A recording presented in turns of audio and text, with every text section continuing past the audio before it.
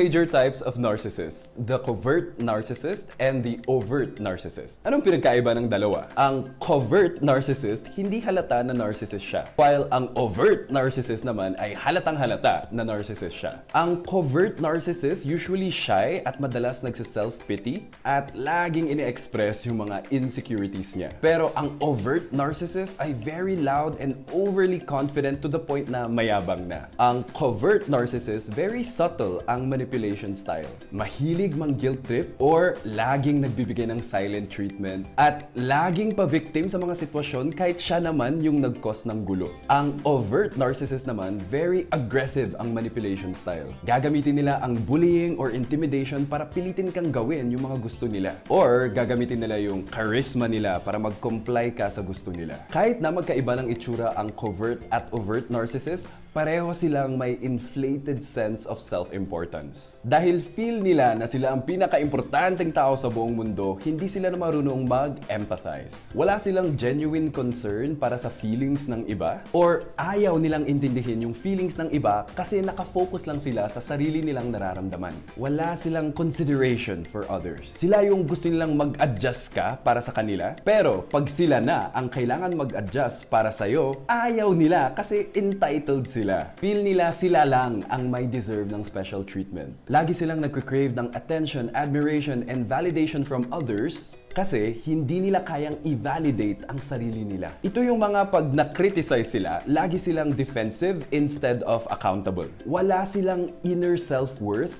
yung worth nila palaging nakatali sa external factors. And masters in manipulation ng mga ito para lang makuha ang gusto nila. If you know someone who is a narcissist and you have to deal with them every day, your best defense is to set boundaries. Pero sometimes they might make you feel guilty about setting boundaries. So, your next strategy is no strategy at all. Don't react and don't show interest in them. Narcissists feed off of your attention, so limit the attention you give to them. Worst case scenario, cut them off completely.